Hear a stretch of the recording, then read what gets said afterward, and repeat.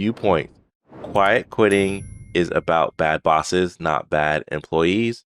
So, to help us tackle this topic for someone who has seen it at the very top and has been an employee along the way, we have Sri Chellappa from Engagely.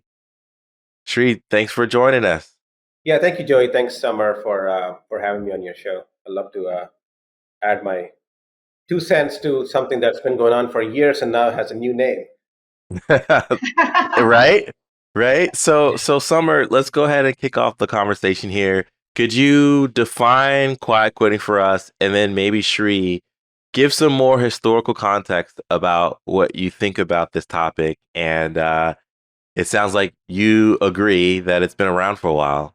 So Summer, what is quiet quitting? Thanks, Joey, and welcome, Shri. Quiet quitting, it's really been a popular topic on TikTok lately. And there's been a ton of videos where you have seen employees maybe sharing an email or an assignment that they got from their boss, and they've shared some commentary about how they aren't going to do work after their standard work hours or on the weekend. And in short, quiet quitting, it's many things, but it truly is doing the absolute bare minimum required. And in many regards, it's mentally checking out. And so, as you indicated, it's really not anything new. It just has this new term. And in the SHRM article, there's a lot of interesting information that came out of their studies. But Shri, why don't you talk a little bit about quiet quitting and what this has looked like in the past before having this new catchy name? It's just a new name for behaviors that have had in the past as well. So the quiet quitting is basically disengagement or low levels of engagement. And what we define as high levels of engagement is when an employee is totally emotionally invested in the success of the team and the organization, and they are providing discretionary efforts to move the ball forward for their organization, right? The quiet quitting is the opposite of that. So that's, to me, that's a new trend, and everybody jumps on it, and that's what we are seeing here today as well. But I think the reason quiet quitting is, I mean, it's not necessarily always a bad thing, because sometimes you are in a role where you're just not passionate about, you just don't feel it, and you're like, I still got to make my paycheck and pay the bill, so I'm just going to do the job to the extent it fulfills the bare minimum, as you said, for the role. And for most organizations, or many organizations, for some roles, maybe that's all you need. If you're a checkout clerk, maybe at a retail store, maybe that's all you need to do because that's not a passionate job. But some people are really excited about having that interaction with the customer, and they go above and beyond and helping the customer and whatnot. So one thing I will say, however, about quiet quitting is that it's not always about a bad boss. I do disagree with that statement, because sometimes it is the job itself is not exciting, and maybe the role that you're doing is not the perfect role for you. Maybe that's a role that you are in for the time being, maybe because you're in college, or you're between jobs and you still have a need to make your paycheck, as I said, and that's all you can do. And I don't necessarily think you can blame the boss or the organization for that. However, in many cases, you can become a quiet quitter after being engaged when you get a bad boss, or you get an organization where the culture is completely changed, maybe because the company got acquired, or maybe you got a new leadership that doesn't care about its people. So it can swing either way. So I think it has to be taken in context on what might have caused that. Maybe it's the individual, maybe the individual in that role, maybe it's the organization's change that has caused that. So there are a lot of nuances to that before we make a judgment that it is always the boss or it's always the employee. Yeah, there's nothing new under the sun. And Shri, you mentioned that it used to be just a disengaged or lower engaged worker. I wonder if there's a world where person who is torn between, I have this dream job that's a few rungs higher on the corporate ladder, and they're just not in that role yet. And so maybe they're quote unquote quiet quitting or they're disengaged because they know that that's not their ultimate goal.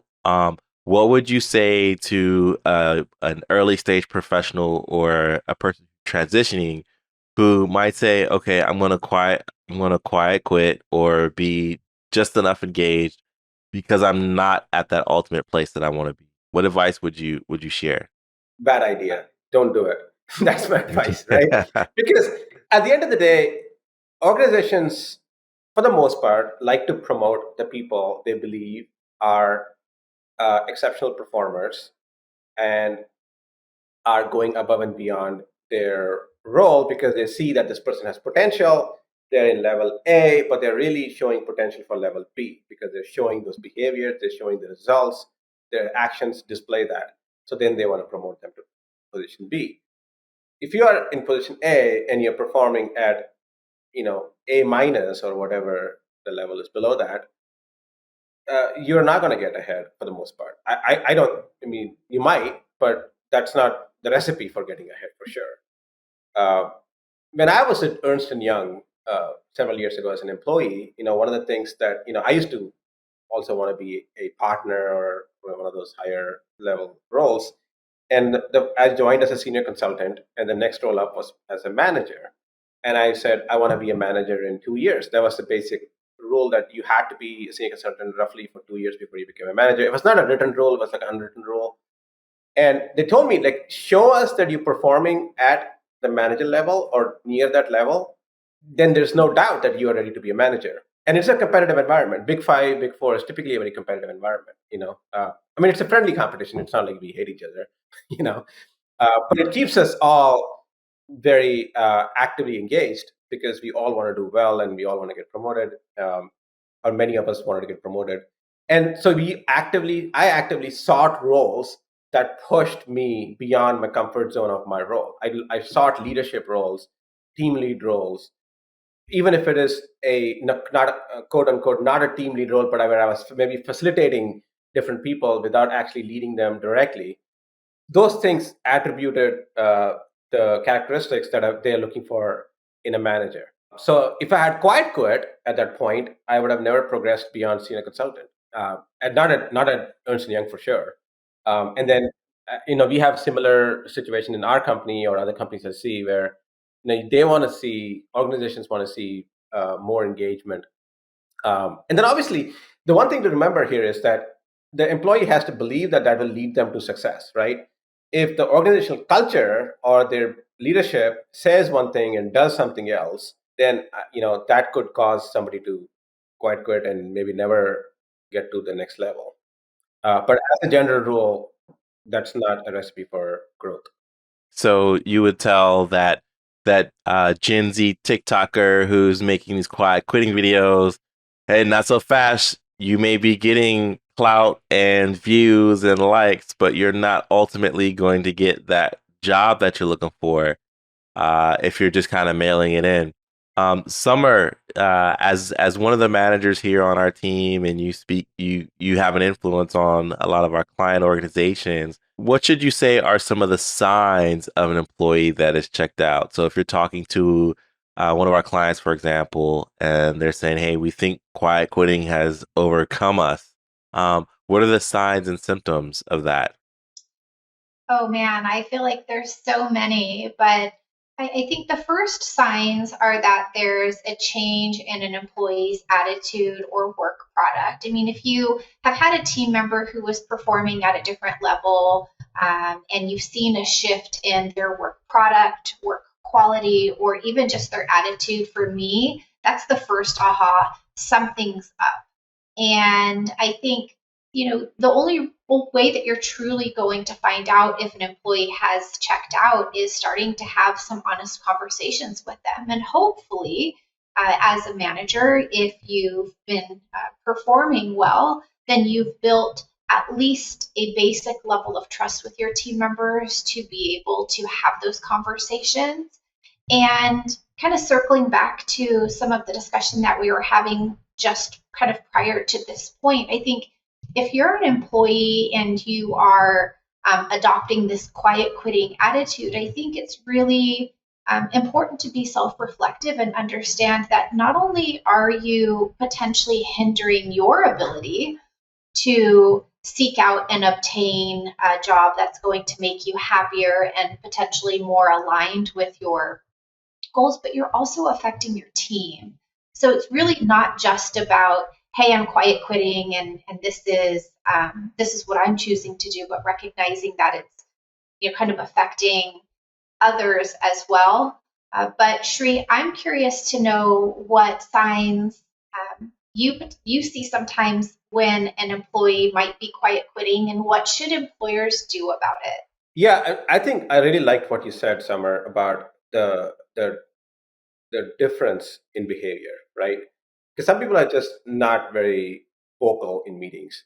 But if you see an individual who was very vocal in meetings, was actively participating, raising their hand when some new initiative came up, and suddenly there's no hand being raised by the person, they're not being vocal, they're joining the meeting late, or basically trying to do as little work as possible that comes out of the action items from the meeting, for example, but that's the behavior they didn't have beforehand. That's clearly evidence that something is going on. It could be quite quitting. Maybe they're having some life issues. Could be, or maybe there is a problem in the team. Could be any of it. So I would say some of those behavior changes are clearly a red flag to pay attention to.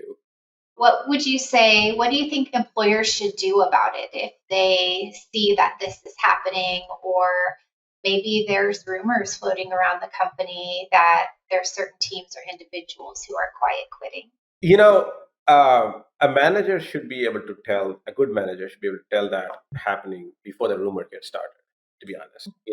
Because they're paying attention to these behavioral changes in their team or in their individuals. But when they start seeing that, they should have a very honest conversation with that employee. As a startup, for example, we are still consider ourselves a startup, even though we are 7 years in existence. We can't really afford that. We have to make sure that everybody, for the most part, is actively engaged and contributing. So I will have a discussion and say, okay, what's going on? Are you feeling you're not in the right role, or are you feeling you're not being recognized, or are you feeling you're not being challenged enough, or is there some other issues that are going on, so that we can have an active discussion? Sometimes maybe it is some life issues. Maybe they're having something going on with their health, their family, whatever that is.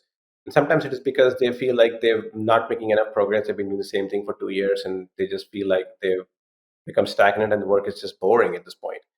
Or maybe because they feel like the other person in the organization is getting more recognition and they're not when they're doing the work, but somebody else is taking all the glory. So it could be any of those issues, right? And I think the manager has to have an open mind, provide enough psychological safety in their teams to have that discussion where the employee can open up and have that discussion. One of the things I actively promote is that as a manager, you should not be a talent hoard, because what might happen is that person may be ready to move to a different role in a different team. Somebody who might be in support may be now ready for a customer success role, or may be ready for an account management role or some other role. And maybe that's what you need to do as the manager, and the best interest of the individual and the organization. Otherwise, you're going to get either a quiet quit or a total quit. And neither of which is beneficial to you or the organization. Well, Shri, I have to ask you, you're wearing your team shirt, Engagely. We're talking about a topic around employee engagement, employee experience. The tools that you're building at Engagely, how can they help combat quiet quitting, and how can they make someone a better manager to have these discussions around engagement? Well, there are several tools in Engagely that help with that, and there are a lot of companies who do that too. So, but one of the things that we actively promote is a continuous discussion and continuous conversations and performance discussions as well. So, tools like a weekly check-in with your manager, setting clear goals and objectives using OKRs or other type of goal-setting tools. Even having a good 360 is a great tool, because you get feedback from everybody else. You can anonymize those responses, use that to get some feedback from everybody else, not just your direct team, maybe even a team that is at 2 degrees of separation, or even from a client. Those are good feedback tools that you can get as a manager or as a coach, to then understand where there might be gaps in perception versus reality, where there might be gaps in engagement, gaps in skills, gaps in competencies, gaps in behavior, so that then you can actively identify areas for improvement and coaching. Awesome, awesome. And where can people go to learn more about Engagely? Engagedly.com, engagedly.com. They can also reach me on LinkedIn. I'm Sri Chellappa or Srikant Chellappa. I'm the president, co-founder of Engagedly. Awesome. We'll drop those links in the show notes so folks can connect with you and Engagely. And Shri, it's been awesome having you on. Summer, there's one thing that you were talking about before we kicked this off, and there's one word that has a lot to do with this quiet quitting, and that's trust. Can you unpack the relationship trust has with those who quiet quit, those who don't, those who are engaged, those who don't? Yes, and to kind of put a bow on it, kind of bringing it back to the SHRM Viewpoint article that really bubbled this up to become our topic of discussion today was, SHRM's viewpoint was that quiet quitting was really about bad bosses and not bad employees. And that is based on the work that they've done, the studies that said that quiet quitting and an employee's willingness to work harder is actually more about a manager's ability to build relationships where their employees, where they're not counting the minutes until quitting time. So at the end of the day, it's really about managers building that strong level of trust. And I think that when we say, quiet quitting and what's happening is nothing new, I'd also say the same about managers building trust. There's nothing new that's a big part of the recipe to success. All right, Shri, I want to give you last words on that one. You agree, disagree? What are your thoughts as we bring this segment to a close? I agree overall. In most cases, it's probably the manager, but I also think, people have life issues and other challenges that they're going through in their role that could cause to that behavior. And I don't think it's fair to always blame the manager.